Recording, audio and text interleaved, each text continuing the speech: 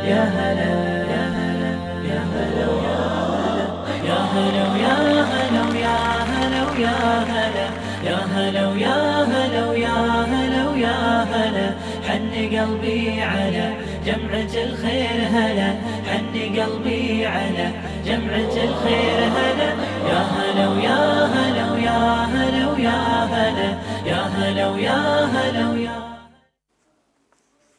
Bismillahirrahmanirrahim. Assalamu alaikum and welcome to the program. It's a Wednesday morning, great to be with you, and a jam-packed program is what we've lined up for you. We're going to be talking politics, post-SONA, and I hope we're not all suffering from analysis paralysis, but we do need to look at the issue around post-SONA and also the upcoming budget speech later today. We're also going to be talking life coaching, but right now we're going to talk sport and transformation. Is sport important in the lives of our children?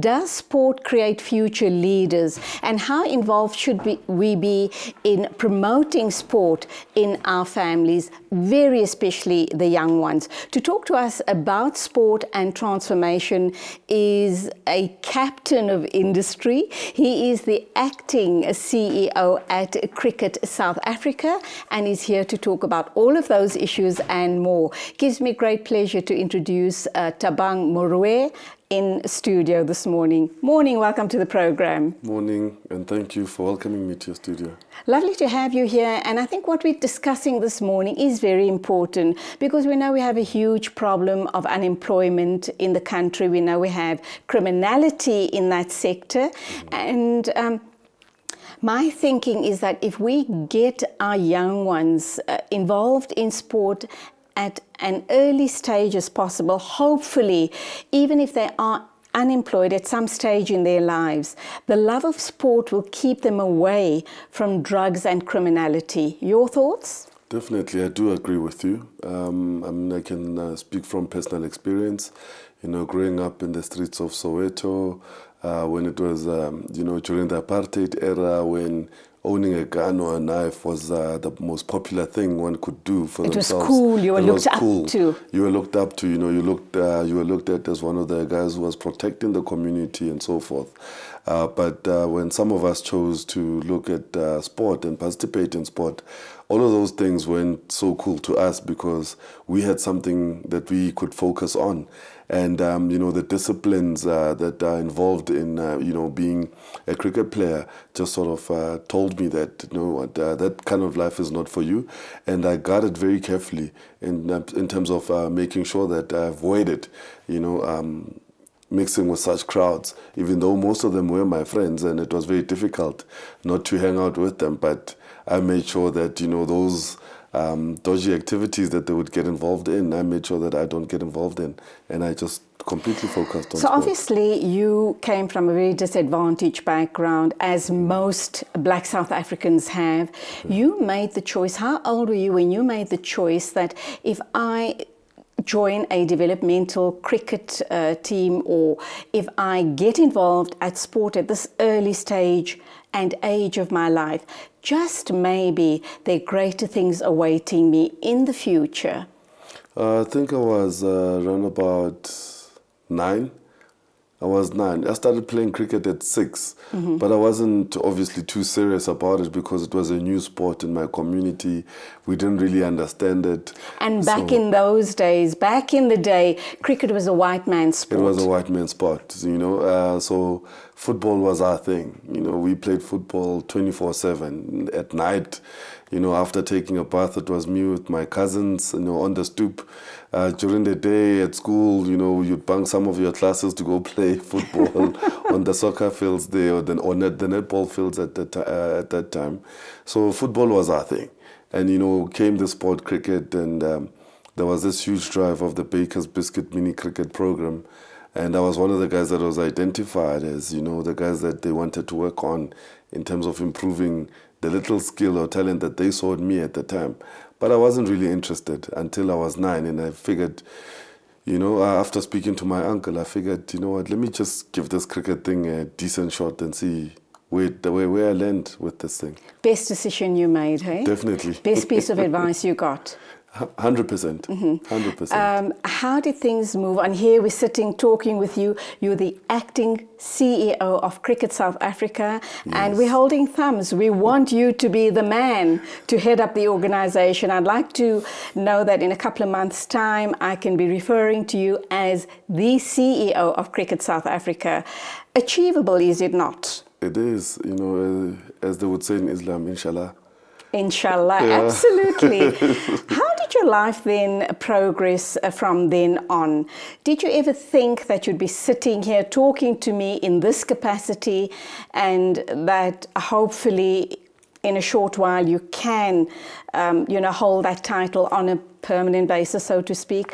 What were all the challenges that you were met with? Because sometimes when life throws you a curved ball, you're ready to throw in the towel. 100%.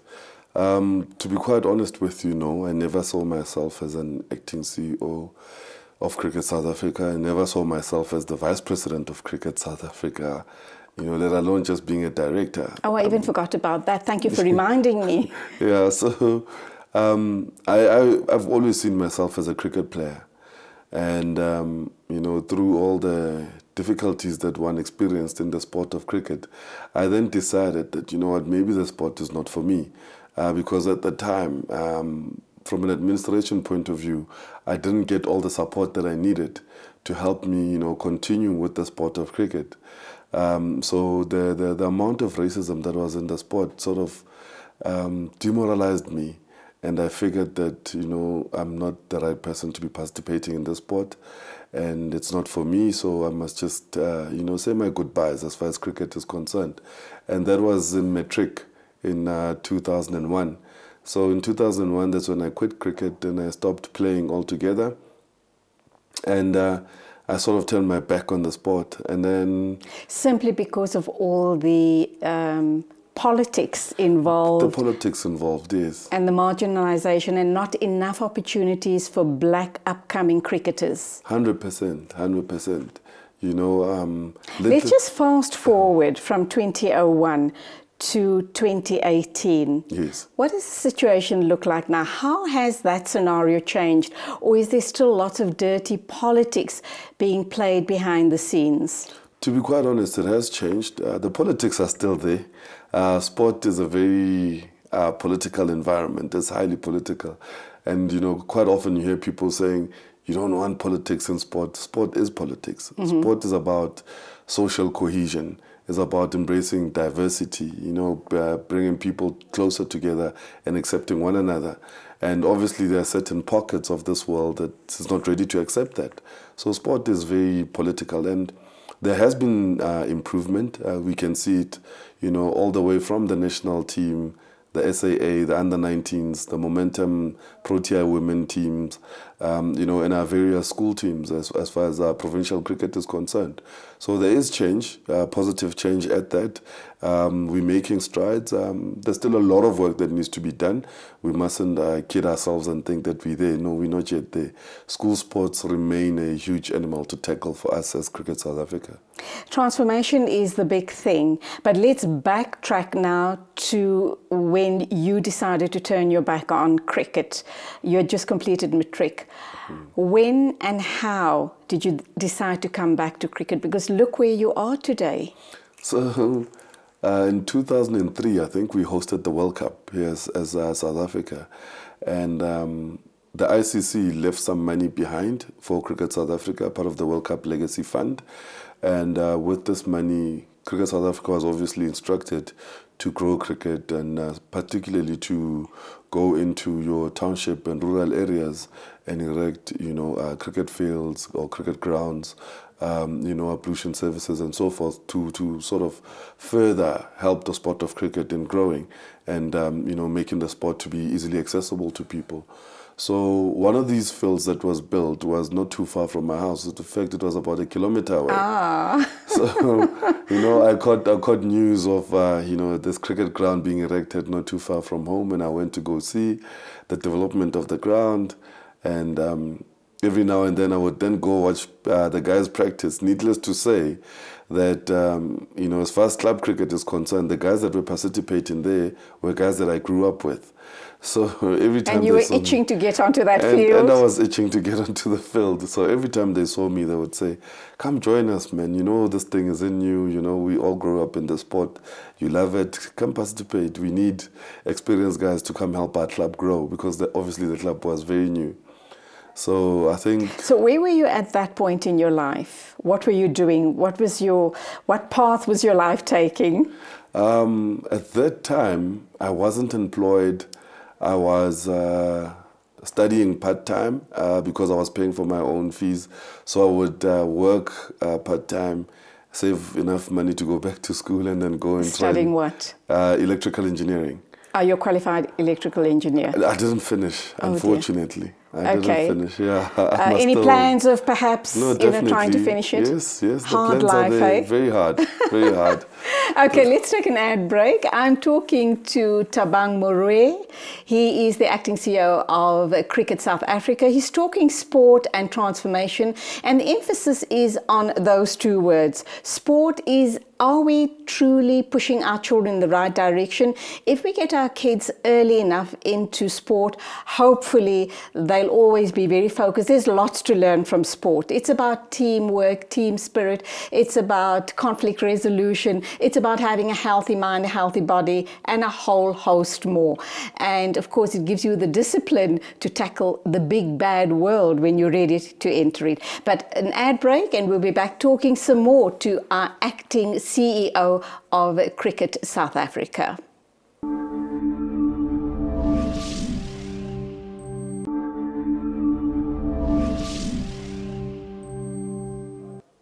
Still to come on the show, we're going to be talking life coaching with Razia Mohammed. It is that time of year and we do need to get our lives back on track. So who better to talk to than a life coach? And then we'll be talking politics.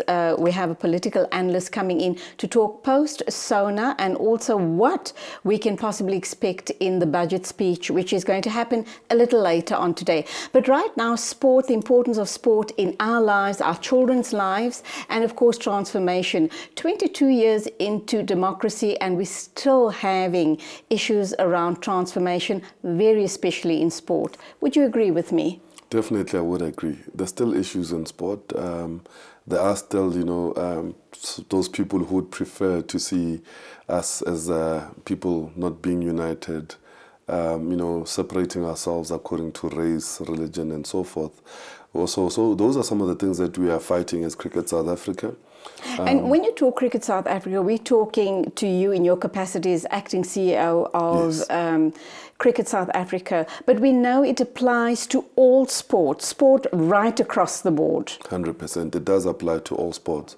So what we will be doing in terms of trying to assist in the social cohesion and acceptance of, or the embracement of diversity as South Africa, we will be hosting a transformation in Durban from the 13th to the 15th of April.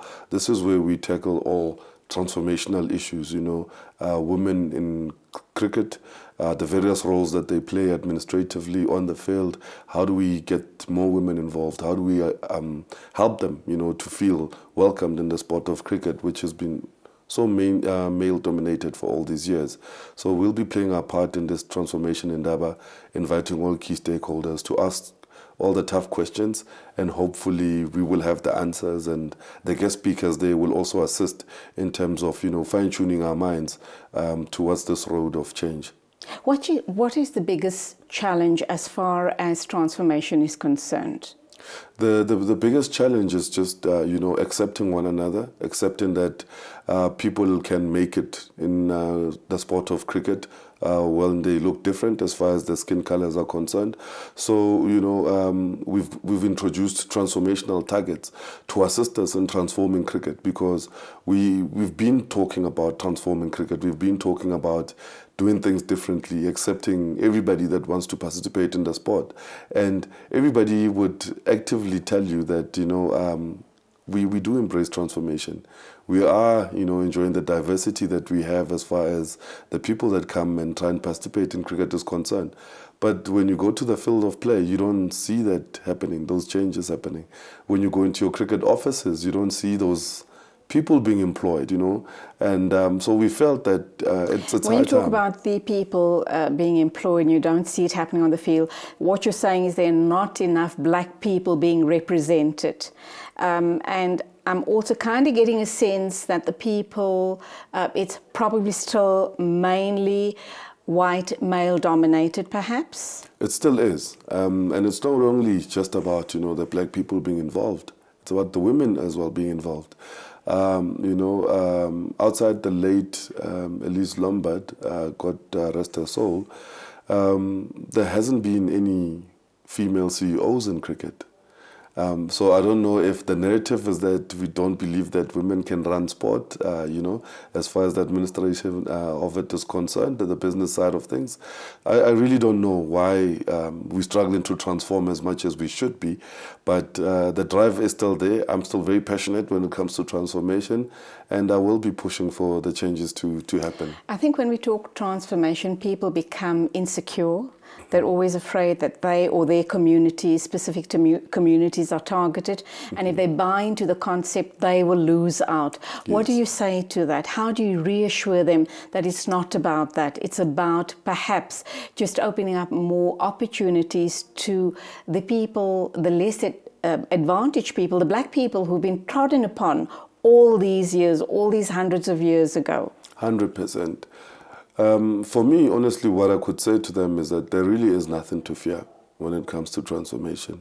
And when it comes to the actual participation in sport, you know, on the actual field itself, if you are talented enough, your talent alone, you know, will make you rise above the rest of the crop. If you're a hard worker, you know, the amount of hours that you put in as far as practicing is concerned, or even when you're playing, that on its own will also, help you rise above the rest of the guys or girls that are participating or that you're competing against. So transformation is really about opening the field of play, equating the field of play, leveling the field of play, making sure that the same opportunities that you give to player X, who happens to be white, you can give to the next player who happens to be a player of color. You know, give them the same opportunities, look at them in the same way, and then from then on you pick who the best is.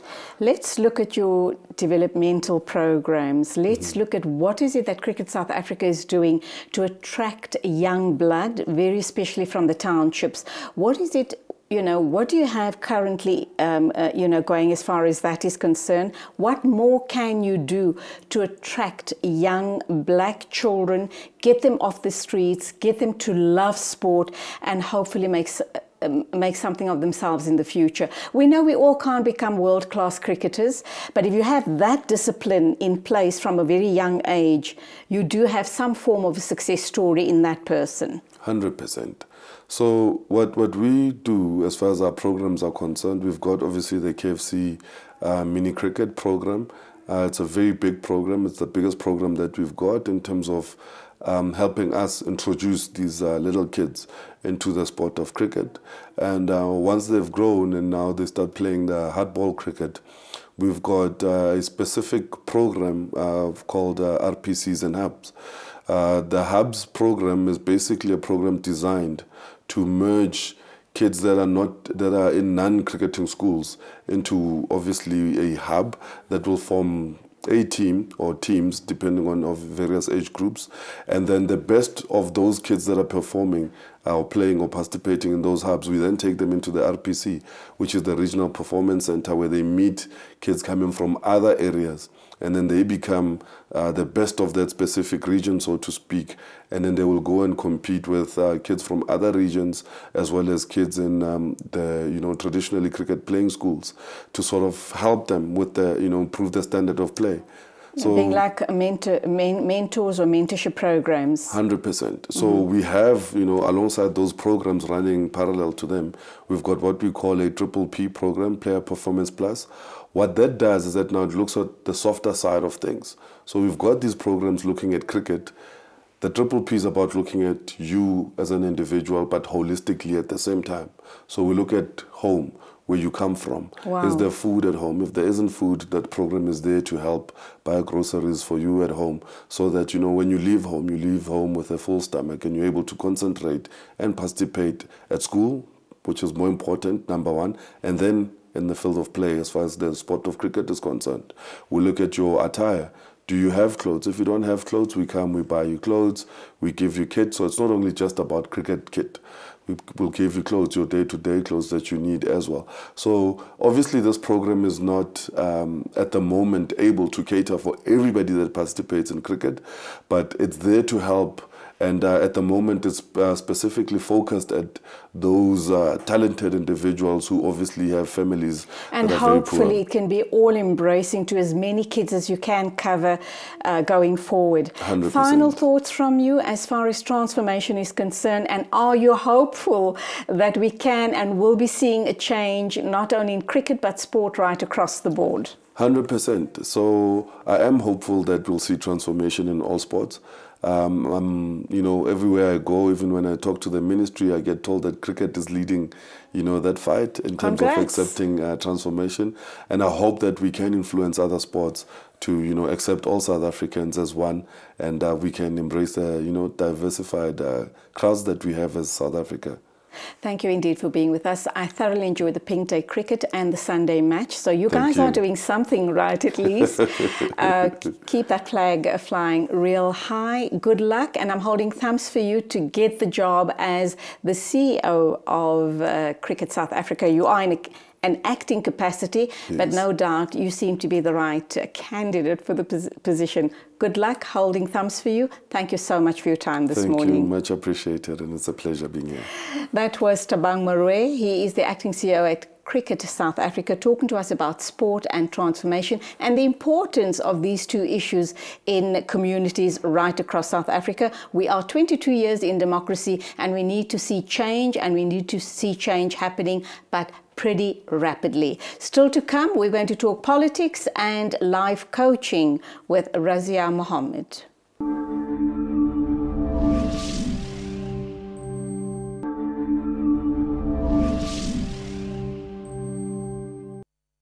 And now we're going to be talking the upcoming budget, which I think happens at about 2 o'clock, and we'll be keeping our eye on that issue. But right now we have Sinathemba Zonke in studio. He is a political analyst, and we're going to be talking post-SONA, and I hope and pray you're not thinking that it is analysis paralysis. I guess every TV station and radio show is focused on post-SONA and the country going forward. Morning, welcome. Morning. Thank you very much for having me. Thank you so much for being here. Now, I spoke analysis paralysis, but I guess we're still all very euphoric at the moment. SONA just happened a few days ago on Friday. The country is very hopeful. We had 9 years of uncertainty, of corruption, of collusion. We were just not happy. State capture, all of that going down. The economy in a crisis, the country almost in a crisis. Yeah. So here comes Cyril Ramaphosa, and he gives us hope. He talks about a new dawn, a new day, new beginnings, and we're all very, very hopeful. Should we be still on this path of hopefulness? I think it's understandable to be hopeful after, as you mentioned, 9 years of really grueling and very disappointing politics and economics. I mean, we took a beating as a nation. As South Africans, as opposition parties, as civil societies who tried to expose and criticize the government, and actually being treated not that well and graciously by the ruling party. I think Cyril Ramaphosa brings certainly a new broom, and I think it's okay to have that optimism. We do hope that he will. I mean, this is a step up. The bar was set very low by the past president, and this is certainly a step up. So it is understandable to have that hope, but I think also we need to balance this hope with a bit of scrutiny and some skepticism. Okay, he comes from a trade union background. He's very strong there. He's also a billionaire in his own right. Those two things sends out, I'd like to hope, very strong messages. A, that he is for the people, and B, being a multimillionaire or billionaire in his own right, we're not going to have issues of state capture. We're not going to have issues of cronyism, nepotism, etc., because he is not in it for the money or to enrich himself. I wouldn't say it's that simple. I think definitely his background of having founded the National Union of Mine Workers is critical. His background as being a Secretary General of the ANC in the early 90s, and I think most critically it was his contribution in writing the Constitution. I think that is where we center Cyril Ramaphosa as a constitutionalist. Whatever he does, it will be centered around the Constitution and the rule of law. I think that is what he has tried to show, and that is what he has tried to distinguish himself between the last president, who at times didn't seem to have much respect from the rule of law. Not a friend of the capitalists? The neoliberal capitalist? I think, yeah, I think his center is constitutional, but I think again, the center of being a constitutionalist, both the leftists and the rightists and capitalists still can respect it in various ways. So I think that will be what he balances. Even if you look at the issues of Marikana, we had a National Union of Mine Workers, which was the most dominant union in the platinum sector, but the key disagreement that mine workers had was that the union leaders were too close to capitalists, too close the union leaders let the people of Marikana down. That Marikana should never have happened. And Cyril Ramaphosa still has to, well, he's made some noises in the press, he's made some statements that there's going to be reparation as far as those families are concerned. How soon and quickly should that happen for Marikana to go away? We don't want to forget the horrible incident that played out at Marikana, but reparation has to happen. What sort of reparation has to happen so that that doesn't hang over his head in the presidency? I think that's a difficult one. 44 people's lives were lost. You can't put a number. That needs to be addressed? You can't, yes, it needs to be addressed. You can't put a number to what's going to be done. What obviously that the state has been done, it's already been in a pipeline since last year, is to understand that we had breadwinners who were lost. In South Africa, an average breadwinner supports about 4 people in a household. So those people need to be compensated for basically the loss of income that needs to be done. Again, Cyril Ramaphosa will have to do the symbolic thing of atoning. That is one of the strong things that he said yesterday in his response to SONA, and response to criticism from the EFF, that he would atone for his own personal role in the Marikana tragedy. It needs to be as soon as possible, but I don't think even if that is done, that is a stain that will stay with us for years to come in South Africa. It's a stain that highlights the inequalities of the country. It also goes back to the history of this country in terms of how capital and workers has often clashed with each other, with the state siding with the owners of capital. So it's still going to be taking a long time. I think the hope that South Africans have, if Cyril Ramaphosa is able to convince South Africans, they might be able to somewhat forgive him. But I wouldn't think that the widowers and those who lost out in Marikana might come to forgive such an incident easily. And that whole debacle, that whole sorry saga of Marikana happened because all the people wanted was a decent living wage. They wanted housing, decent housing, and obviously better health care. Do you know, to my knowledge, all those deliverables have not as yet been met. To your knowledge, are there changes in the pipeline? Is it going to happen? Is it going to happen sometime soon? And with Cyril Ramaphosa being the head of the country, do you think he could fast-track something like that? I think that's definitely what needs to be done. And I think Marikana is just a microcosm of what's needed around Absolutely. South Africa. So that the things that people were complaining and fighting over in Marikana are what people are fighting and complaining about across the country.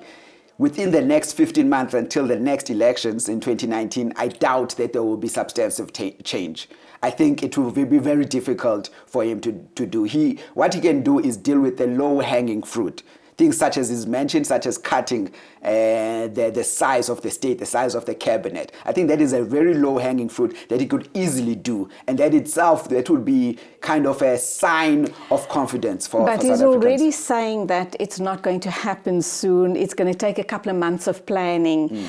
And if he delays on something like that, people are going to start agitating, aren't they not? Yes, I think they will, but I think if he does it before the end of the year, and a couple of months before the next year's elections, it will put the ANC and Cyril Ramaphosa in good standing. Obviously, there's other things in terms of the whole budget itself, in terms of being able to continue to support service delivery, continue to deliver on social welfare, which is what we will see today, later on this afternoon, for Malusi Gigaba's budget.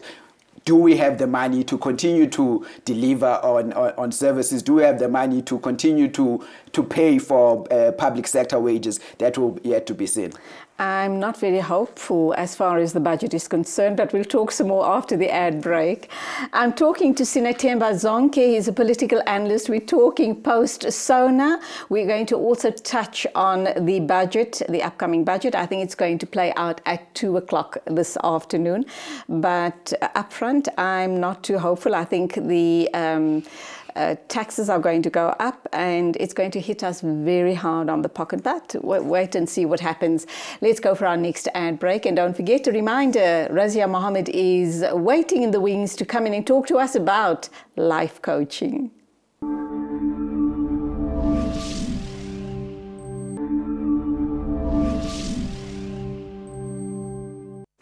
Sine Zonke, a political analyst from Africa Practice, is my guest. We're talking, obviously, politics. We're talking post-SONA and what we can hope to hear from the budget speech today at 2 o'clock. And the future of South Africa. Are we optimistic? Is there hope? Is there hope with Cyril Ramaphosa?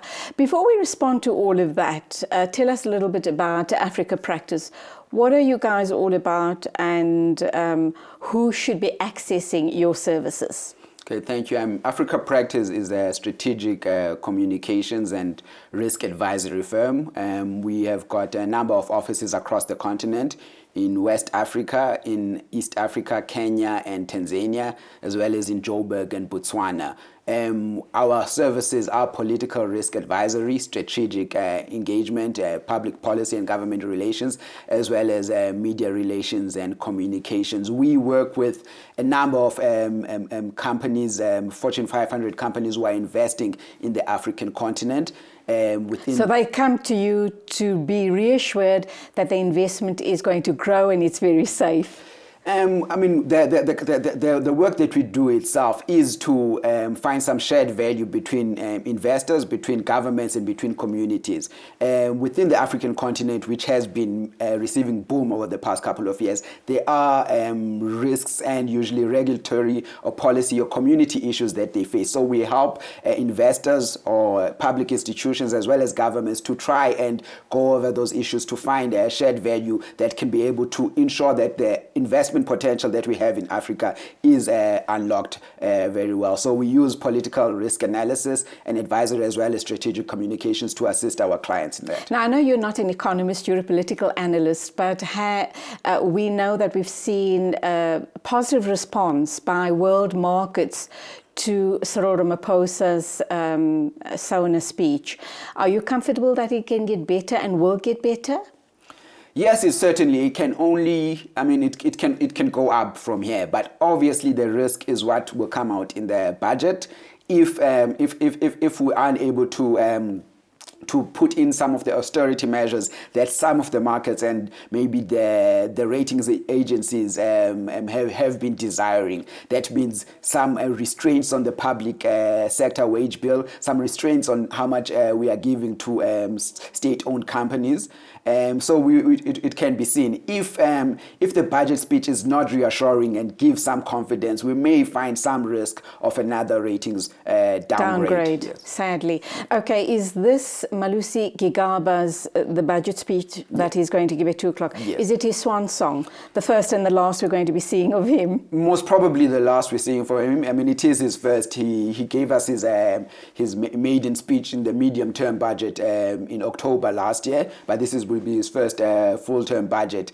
Malusi Gigaba has got a lot hanging over his head with regards to the whole state capture initiative. We've already seen yesterday that and today that the EFF has said that they want Gigaba gone. Out. Even the other opposition parties, the DA, have wanted Malusi Gigaba gone.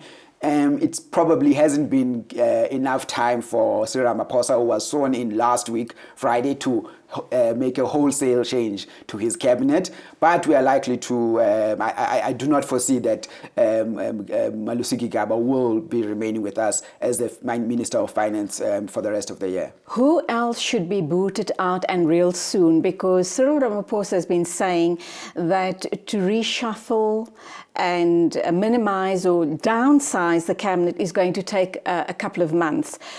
South Africans are not going to be happy with that sort of scenario. We want to see the bad apples being kicked out and kicked out now. Who should be the people that should be leaving now? Well, I mean, there's already been calls. I think we've heard from opposition parties in the SONA debate last week. In their responses, actually on Monday, we heard who they want to see removed. We've seen in terms of the media, in terms of the state capture report by the former public protector Thuli Madonsela, people whose names have already been tarnished with links to the Gupta family. So these are very low-hanging fruits. It shouldn't take much risk for Cyril Ramaphosa politically within his own party or in terms of the workings of government to remove them. These would include the Minister of Mining. And that will obviously, just before you give us those names, obviously that will boost the confidence of the South African public, and I should imagine globally as well. It would instill a lot of confidence that Cyril Ramaphosa is on the right track. Indeed. In his SONA speech, that he delivered last week, Cyril Ramaphosa spoke quite a lot on the mining sector as a critical sector for the country. And there's been a person who's been leading the mining ministry, who's been linked to the Gupta family, who's Absolutely. been linked to a mining charter which has not pleased either the mining investors or the mining unions. I can't see and that's a sector that can create a whole host of job opportunities. Give us a few names that you believe should be chopped and chopped immediately. I think what investors may see is again key in the mining sector, which is a key economic sector. I think that will have an impact in terms of investor confidence outwise. I think the other moves that need to be made will largely speak to South Africans politically. I think we've had the social security saga, which has been very hurtful for many South Africans. I think the Minister of Social Development, moving her might not be would be a good move. Again, we've had moving her or firing her. She should be fired. All these people, the 5 or 6 people that is on everyone's minds, shouldn't be moved. They should be fired. They should be held to account for the big mess ups they've created in the country. I think indeed it's what South Africans want. I think South Africans want people to be held accountable Absolutely. for the masses. And this is what, again, that will be the big test for the ANC. Will it hold its people accountable? How Cyril Ramaphosa does that, I mean, he can either remove them completely from cabinet or he can reshuffle them to other ministries. I think at the moment, since we've got 15 months until the next elections where he will create a whole new cabinet if the ANC does win next year, it wouldn't hurt him to actually completely remove some of these names from the cabinet. That win, the ANC's win next year, is going to depend on what he does in the months following up to the elections. And he's going to have to play his cards very, very carefully. He needs to get rid of all of the rotten apples. We've alluded to some of them. I think the whole of South Africa knows who they are. So we're waiting with bated breath for that to happen. Whom do you think? You know, I'm thinking of people like Thuli Madonsela. I'm thinking thinking Trevor Manuel, I'm thinking Praveen Gordon, I'm thinking of is it Dudu Mayeni? Sorry, not Dudu Mayeni. The person that was replaced, that was heading up the finance ministry, that was so uncertain. There you go. All of these people, they come with very high ethics, strong morals, and years and years and years of experience in their specific fields.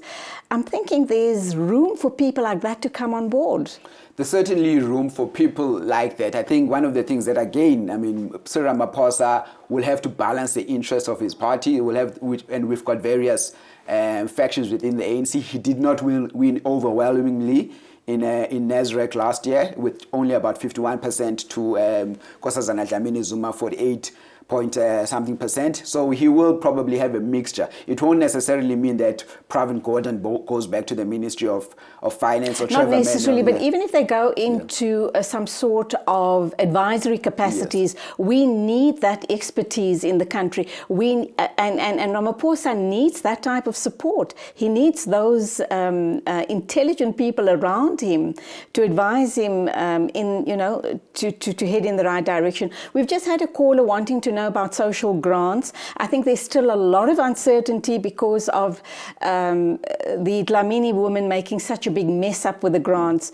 Just to give them, to reassure them, and I think Cyril Ramaphosa also alluded to it, that no one's going to mess with social grants. Would I be correct in saying that? No, indeed. I think the government, the Ministry of Finance, the Treasury has got its hold. I mean, we were afraid last year that in April there would not be social grants because of that, the legal challenges that are happening. But I think at the moment it is clear that the structures, the infrastructure for delivering social grants will still occur. It's just seeing if there will be a migration to the post office. There's still some debate and negotiation between the post office and the Minister of Social Development. And they is unlikely to be any stumble or stops of the delivery of social grants to people.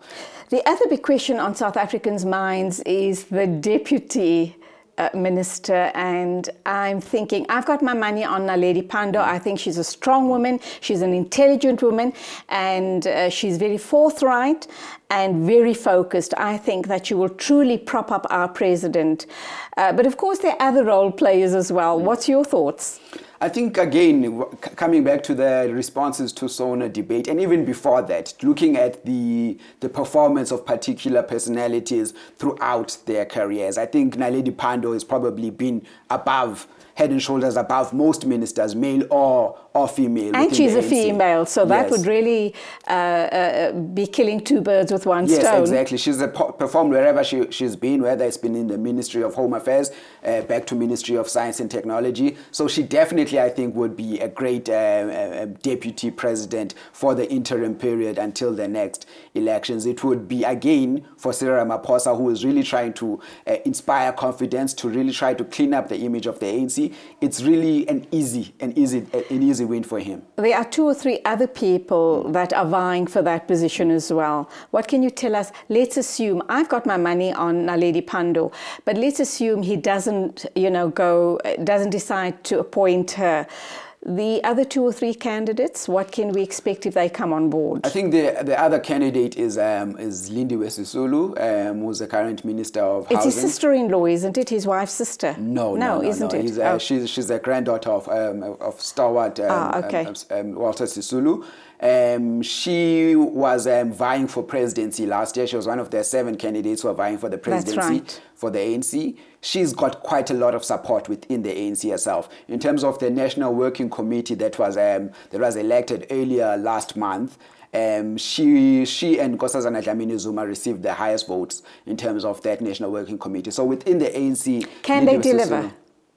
Again, it's a team effort. I think the deputy ministry is really, the deputy presidency is really a ceremonial position. I mean, obviously they do have the role of being the leader of government business, of being a leader of overseeing state-owned enterprises. But I think at the moment, a deputy presidency for the next 15 months won't be somebody who will make any changes. I think it will be simply a cosmetic appointment, and if those are the options, just having a cosmetic appointment, Naledi Pandor seems to be the best cosmetically in terms of her reputation, in terms of what she's able to deliver, in terms of her intellectual capacity. I think she's head and shoulders above many ministers in the government. And to wrap up, going forward as far as South Africa as a country is concerned, in terms of being hopeful and optimistic? I think we need to be optimistic, not necessarily that we are optimistic in our leaders. We need to be Just optimistic. very quickly, two things I didn't hear, and I might have missed it from Sona, was the nuclear deal. Is it still going ahead or not? And healthcare issues. The President spoke a lot about free education, but I don't think much emphasis was placed on healthcare, or I missed it, and the nuclear deal. Those are two worrying factors. So the nuclear deal, the President has insisted that it is not going to go ahead. Hooray. It's unlikely to go ahead. Even the Ministry of Finance has mentioned that we don't have the money to do that. In terms of health, the National Health Insurance will be delivered. The draft act should be delivered to Parliament this year, so that will be in the pipeline. Obviously, that will still require a whole lot of debate in Parliament. And lots of,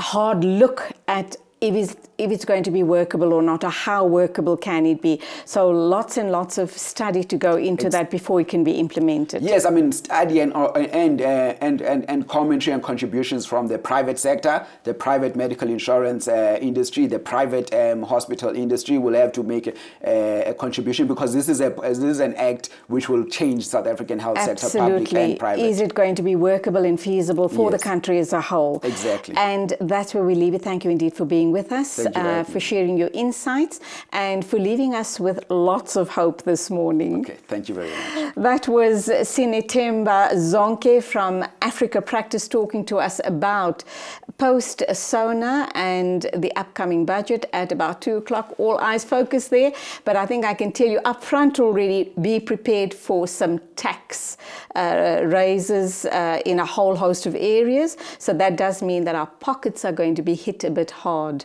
But that is what it is. Let's move on and welcome our next guest during the ad break, of course, and she is the lovely Razia Mohammed talking to us about life coaching. But first, let's go for an ad break.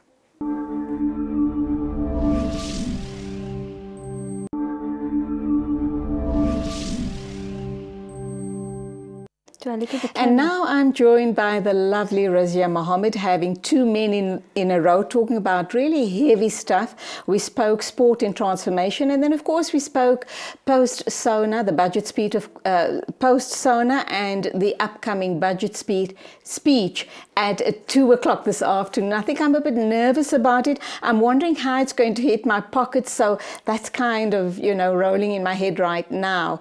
But we, kind of keeping fingers crossed for a not too harsh or frugal budget. But right now, it's also that time of year. I think, this has played out so nicely that we've had SONA on Friday, we're having the budget speech later on, and it's going to hit us in some ways or the other. So now we have Razia Mohammed, who's a life coach. And if we're reeling from everything that's happened in the past couple of days and still to come with the budget speech, then Razia is going to tell us how to get our house in order. What are the type of things we need to focus on? Because we're going to be hit hard financially. So how can you work smartly, not necessarily hard, but how can you work smartly to get the best out of your buck? Razia Mohammed, Assalamu alaikum, welcome to the program. Wa alaikum salam. Thank you so much for having me again, Julie. Lovely to have you here, and tough times we're living in, isn't it? Well, tough is relative, I would say. Okay. I think what we need to do is change our mindset and say that we're living in beautiful times. So we kind of attract the beauty. The power of positive thinking. Okay. This is the book Razia has written. I spoke to her about this book last year. It's called The Change, or See the Change, a life-changing guide. And she is so generous. I haven't talked with her about this off air, but I'm going to now ask her. I'm sure if you call in during the course of the program, she's going to give away a couple of these books on the show. So I will. Thank you. You're too kind, and it's a wonderful read. You know, when I must tell you about this book. This is my copy which you gave me last year. Yes. Every time I feel a little low, I actually have it next to my bed. So every time I feel a little low, I'm just kind of out of sorts, I open the book and I just kind of go to one of the chapters or one of the pages, and I read it and reread it for it to sink in. Yes. And I promise you, it changes my thinking. It shifts me. Well, that's awesome. That's awesome. Because what we need to realize is that it's not what happens to you. It's your reaction to what happens to you. So 20% of life is what happens to you, what's fate, what's taqdeer, what you cannot control. And 80% of that 20% is your reaction. Or your response. Your response. So every action has a reaction. Yeah. And you have the 80% power to decide what your reaction is going to be. And that will either bring out productivity or it will bring about negativity. You decide, you make the choices. And if you decide to go, if you look at the glass half empty rather than half full, you're going to be very pessimistic about everything in your life and everything around you. And you're just going to be sucked deeper and deeper into that mire of negativity. Well, I would say that be thankful that there's a glass there anyway. Alhamdulillah. Alhamdulillah. And you have the power to work on the amount of liquid that can go into that glass. Gee, that's classic. Absolutely classic. Thank you.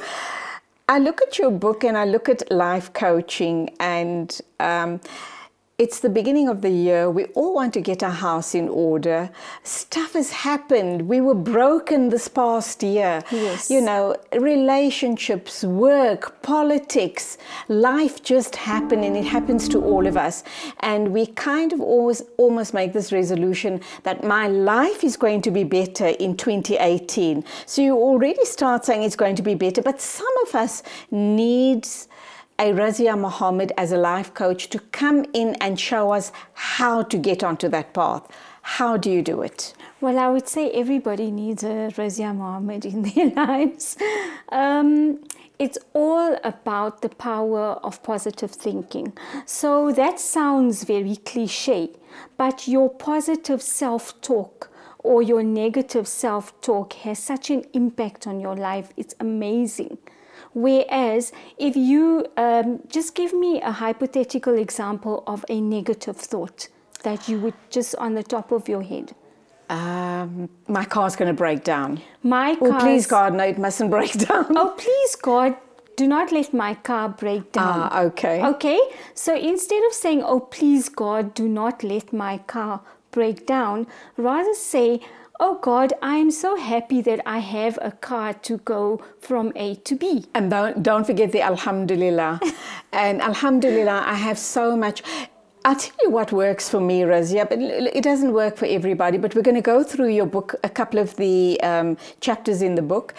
But when I'm really down and out, and when I really think, you know, what's going wrong? Why is everything falling apart around me? Yes. I stop myself and I say to myself, count your blessings. Just look around you and make shukr to Allah subhanahu wa ta'ala for all the good things you've got in life. Yes, and then I kind of start certainly. counting my family, my friends, my home, my health, and the list goes on.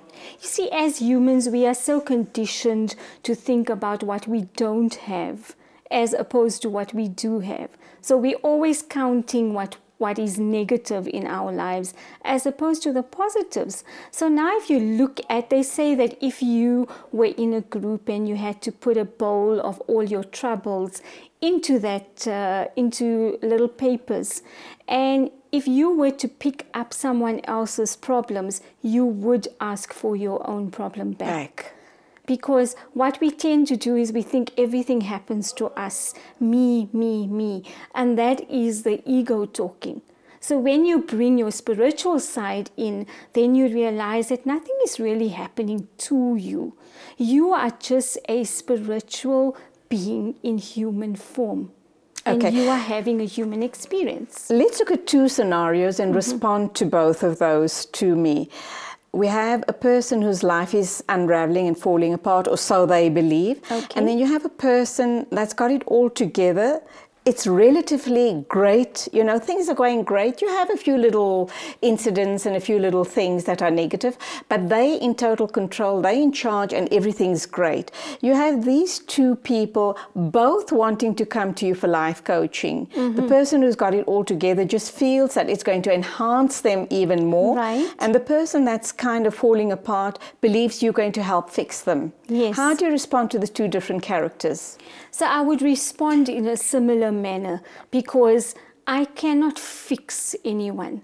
I can give you the tools to change yourself.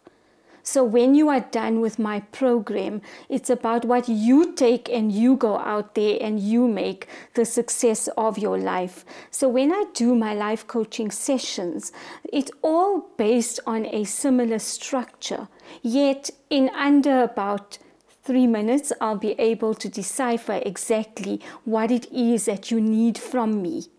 And before you walk in, I'm already eliciting the help of Allah to say, Ya Allah, help me to help this person. So there's no way that I cannot fix you, as you said, or help you to change yourself. So this broken person, you're going to give them the tools to start working on themselves, see things Certainly. differently, putting things in the right perspective for them. The person that's together has everything going for him or herself, but just feels that somehow by coming to you is going to enhance Their productivity. and their outlook and just enhance their personalities. Yes, yet in the one that thinks that she has it all together will probably bring out some insecurities within themselves, as making them feel that they need to climb a step higher and they need professional help for that. So that would be a different type of life coaching, whereas in the one that feels that their life is falling apart, we would do intensive life coaching in the sense of changing all the negative thought processes that goes on around in your head, and in eliciting, taking it out, and then bringing in the positive thought processes from there, if that makes sense. And this is the process of neuro-linguistic programming. A really wonderful, awesome tool that I use in order to take out negatives and bring about positives. And with my master coaching, as I spoke to you last week on Salam Media. Can you just hold that thought? Let's take a caller. Assalamu alaikum to you. Welcome to the program. Wa alaikum salam wa rahmatullahi wa barakatuh, and assalamu alaikum to the Sister Razia Mohammed as well. Wa alaikum salam. How are you, Sister Razia? Alhamdulillah, how are you doing? Alhamdulillah, I always say, as long as I'm on my 2 feet, I'm grateful, and if I'm not, then I'm a grateful. Absolutely. Classic. Thank you indeed. Thank you. I believe also that positive thinking is a step towards success. Totally. Positive In fact, thinking. once I had a seizure at hospital and I had a fall where my head knocked against a wall heater. But instead of saying I got hurt, I rather thanked Allah that I didn't lose my eye. Oh, alhamdulillah. But it was There you go. negligence towards from the doctor. She didn't organize a cot bed for me, and she knew that I was having seizures. She rather said I was pretending to be epileptic. Anyway, we love your spirit. You're very, very positive, and you've really given us food for thought. That's the type of callers that we need to be getting, and that's the type of thinking that needs to permeate throughout society. Well, that's exactly the thought process that I was getting at, where she said she's not regretful about falling. She's happy that she hadn't lost an eye. So it's about always looking at the positive of every situation instead of focusing on the negative that happened. So really what I'm hearing from you is this mind shift, and it's all about your thought patterns. You are the master really of your own destiny. If you think positive, alhamdulillah, you're going to see the positive in every negative situation. If you're negative, you're going to see the negative in every positive situation. If you are negative, you're going to find a problem for every solution. Absolutely, absolutely. Let's hold that thought. Let's go for an ad break. Razia Mohammed, the author of the book, See the Change. Obviously, if you call in, you're going to walk away with one of these books. It's an easy read, but a powerful read. It truly gives you food for thought. I keep it on my bedside table, and whenever I feel low, I just grab the book and read a page or two, and I promise you, it does wonders for me. So call in and claim your book prize this morning, inshallah. Let's go for an ad break. When we come back, we're going to talk some more to Razia, and we're going to go to a couple of chapters in the book and ask her to expand on it. Stay with us.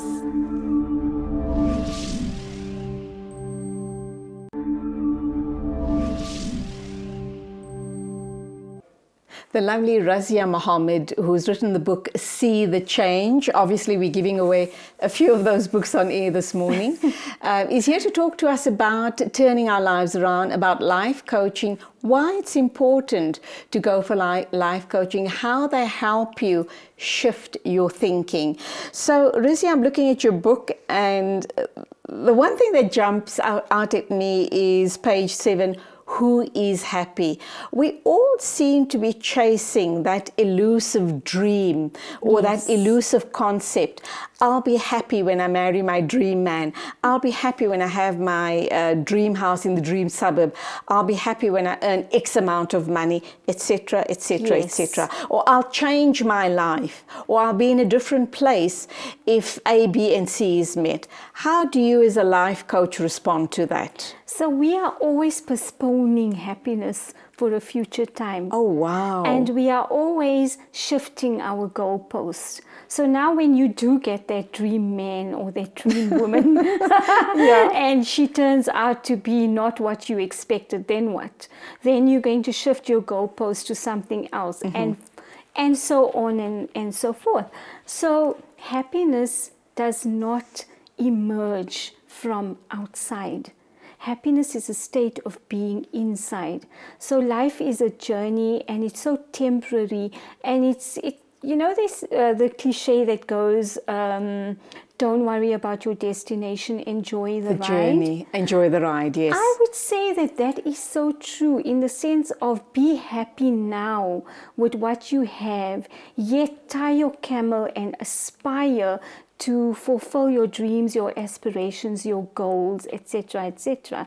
But do not postpone happiness for tomorrow, for next week, for next year. How do you know whether you are going to be alive tomorrow?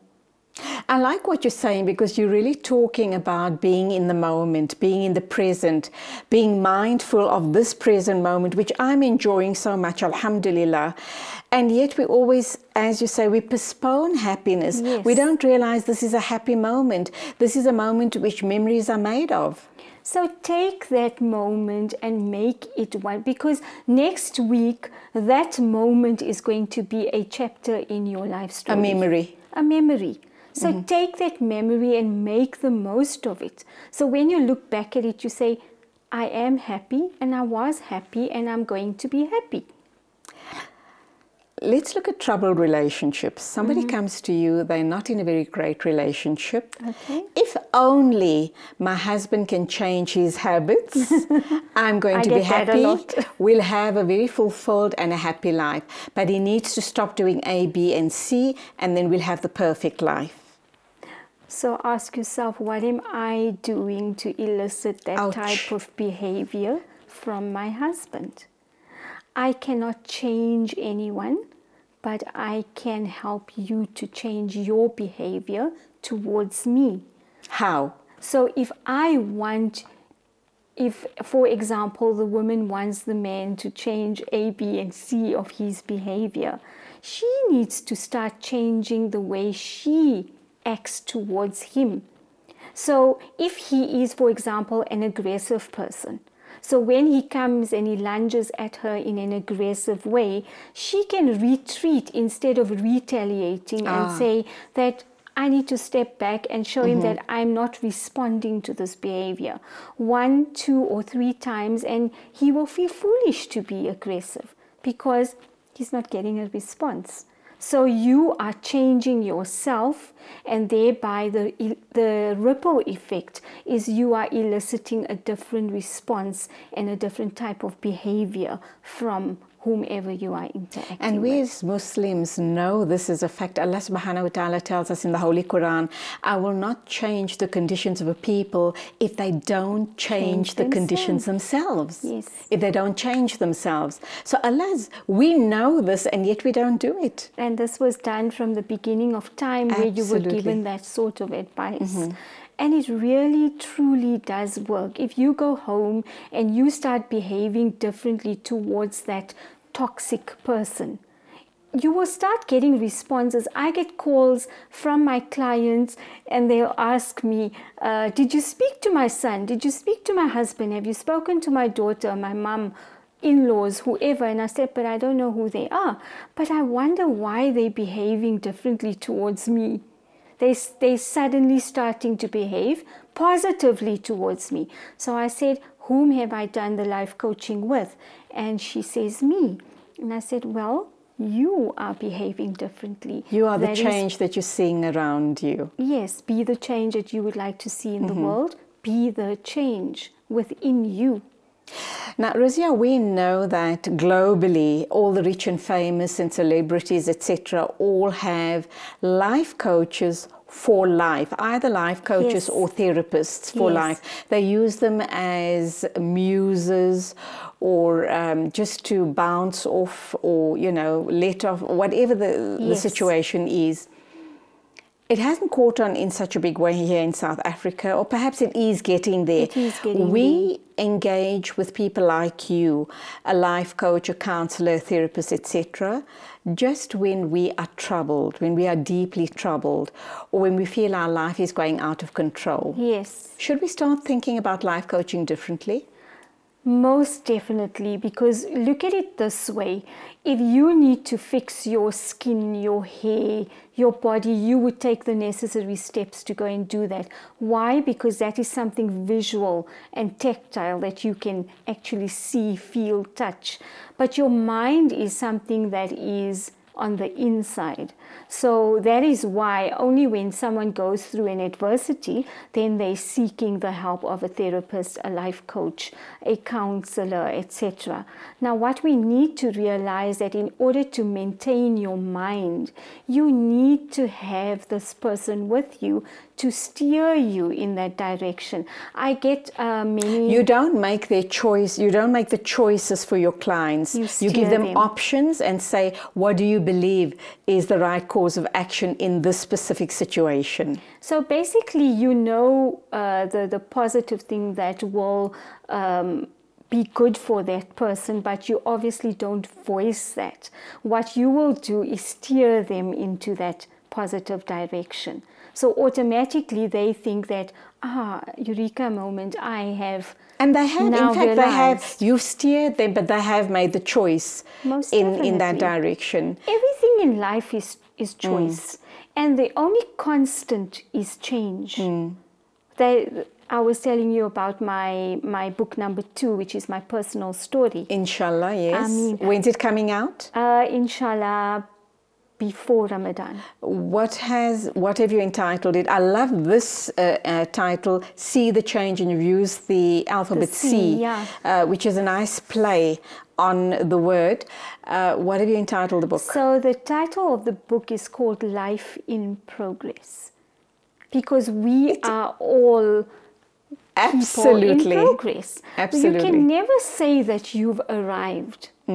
Because you always want to progress, you always want to change, you always want to achieve, you always want to aspire. You can never say that you've been through every corner of the globe. That's not possible. So it's called Life in Progress. As I was telling you on a previous interview, is that we all have stories that can rival a Khalid Hosseini novel. Oh, absolutely. So mine is none the different.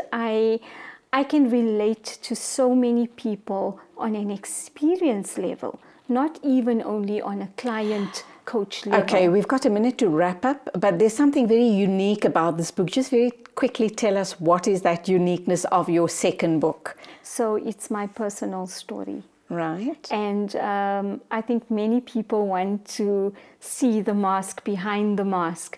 And I think a lot of women would relate as well. lot It's a of women story would of a relate. lot of, it's a story of women. The trials and tribulations of being a wife, a mother, and a woman.